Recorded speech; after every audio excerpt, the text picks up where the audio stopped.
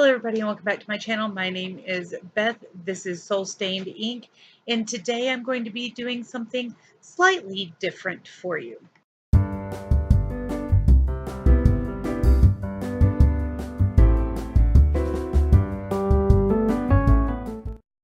So like I said, this is going to be something slightly different, but not a huge amount of difference will be seen.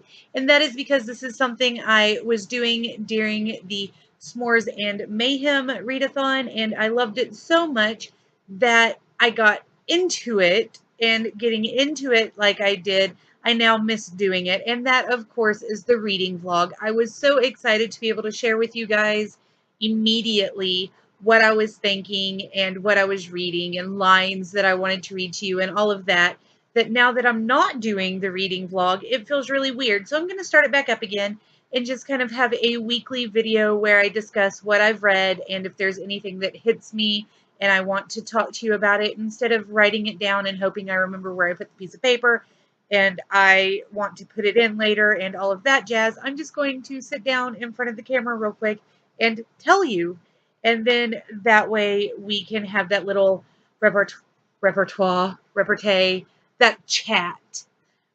I don't speak another language. I speak Texan. So sorry about that. Anyway, let's get started with the books I've been reading this week. So on Monday, we went to the aquarium, and on the way, I read Fairy by Ayesha Margera, and I read The Westing Game by Ellen Raskin. Both of these have full reviews up on my channel already, and I will link them over here.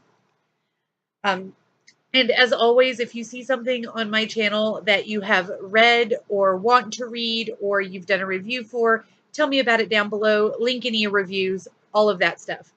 So then we went to the library yesterday and got several books, as always, but we have already read Beauty and the Beast, The Perfect Party. This is volume 4 in a Disney's Treasures library, and it's all about how they've been in the castle and they're kind of getting the cabin blues, basically. And so Mrs. Potts wants to throw the perfect party, and things keep going wrong, and it's just very funny, and we enjoyed it a lot.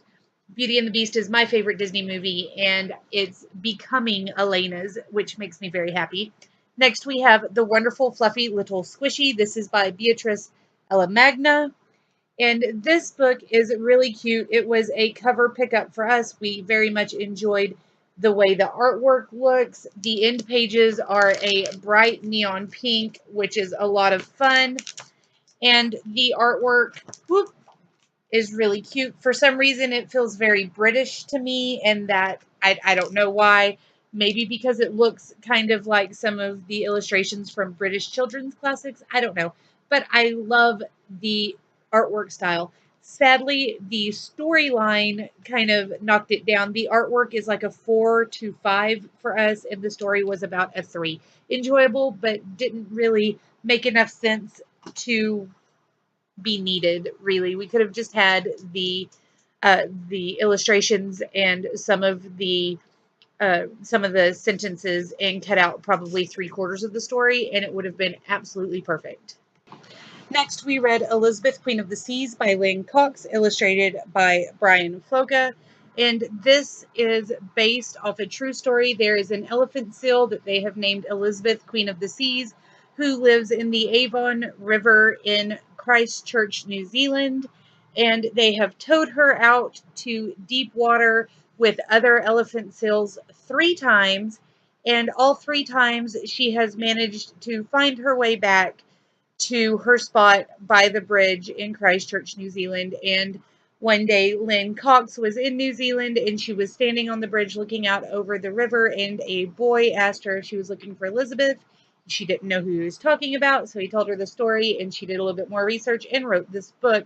The illustration style is awesome, and the story is just really sweet. And we very much enjoy the based off true stories types of picture books. So this was fabulous. 5 out of 5. Now on to what I'm currently reading.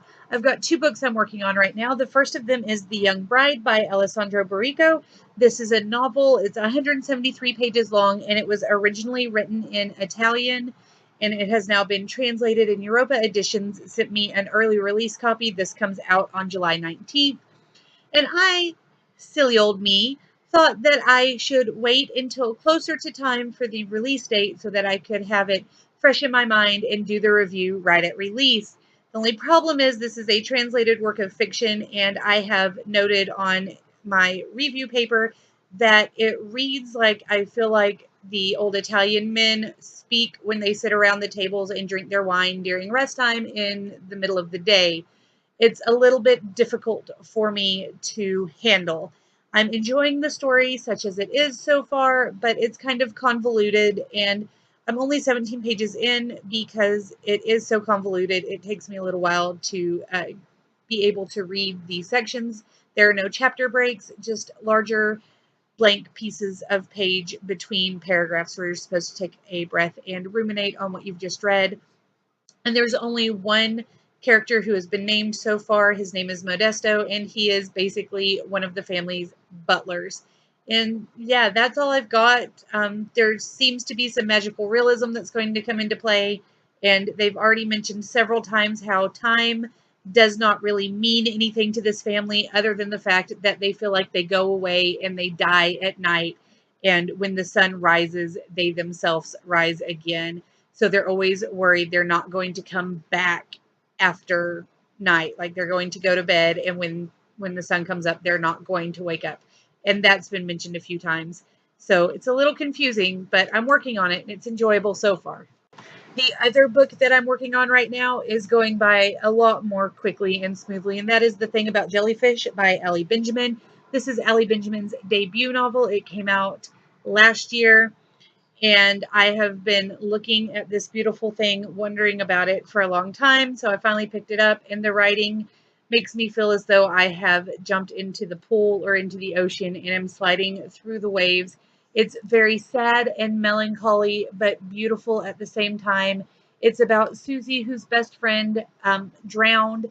And so now she has created this hypothesis that Franny, who was an amazing swimmer, really wouldn't have drowned unless she got stung by a jellyfish. And so Susie is trying to figure out how she can go about proving this hypothesis that her best friend was killed by a jellyfish instead of just drowning in the ocean. And she's not speaking unless it's absolutely necessary for her to speak. So she's trying to get around all of that and figure out why Franny drowned. And I think it's because they had a fight and were not really friends anymore when Franny went on vacation, and she didn't have time to make things right with Franny before Franny passed away. There are so many lines from this that I would love to read to you, but I'm just going to pick one for right now. This is page 62, and it says, "The thing is, a person gets so few chances to really fix something, to make it right. When one of those opportunities comes along, you can't overthink it. You've got to grab hold of it and cling to it with all your might, no matter how cray-cray it might seem."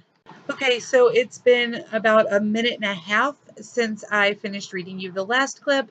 I was really just going to go sit down and read, but things changed, and I read this line, and I had to share it with you as well. This is from page 67, and it says, "What my dad wanted, I suspect, was the thing everybody seemed to want, small talk. But I don't understand small talk. I don't even understand why it's called that, small talk, when it fills up so much space. Most of all, I don't understand why small talk is considered more polite than not talking. It's like when people applaud after a performance.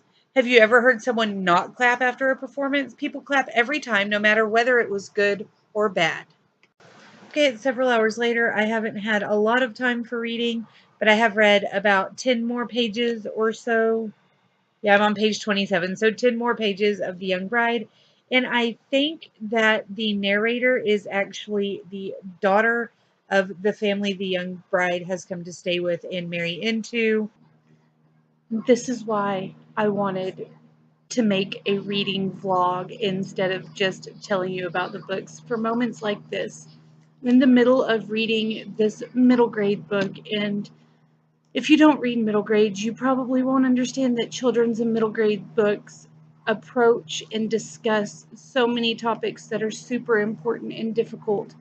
And there are so many quotes by authors about how if you need to talk about something important, put it in a children's book. Um, and just the beautiful way that Allie Benjamin is doing this entire book. I will do a full review on this, but you should definitely check this out. But this part, this kid Justin has been basically in the entire book talked about as being really clumsy and dirty and just the big goofball. All the kids have been calling her Medusa because she has crazy hair and she did a report on jellyfish. And he starts calling her Belle. And he says, I realized he was talking about jellyfish. The bell is the round part of the jellyfish that pulses like a heart. It's the only part you can touch without getting stung. I've never been a fan of Medusa, he said. All those creepy snakes in her hair, he fake shuddered. But Belle is an okay name, don't you think? Justin isn't going to call me Medusa, I thought. He's telling me this. For a kid who had recently gotten detention for throwing paperback dictionaries out of our English classroom window, he was maybe not so bad. We walked the rest of the way to math class in silence, but it was the best kind of silence. It was the not talking kind of silence, the kind that so few people seem to understand. I've still got like 150 pages left of this book, but I have given up all pretenses of reading anything else. I will finish it tonight, and I will have a review it for you soon because this is a library book that's going to have to go back. So, but I wanted to share that with you. Okay, guys. I originally was going to upload these on Fridays and just do like Friday to Friday vlog, but now I'm thinking Thursday is a great day to kind of show you what I've been reading this week since I do Friday reads videos. So I'm going to go ahead and sign off at this point. Please leave me any comments down below. So if you like it, if you don't like it, if there's anything you think I could do better, if you don't want me to talk about the children's books, or if you would like me to do separate children's books and middle grade and above reading vlogs, things of that nature, please let me know down below. I really appreciate any input that you have for me. And until next time, I hope that you are having a fabulous week. See you later.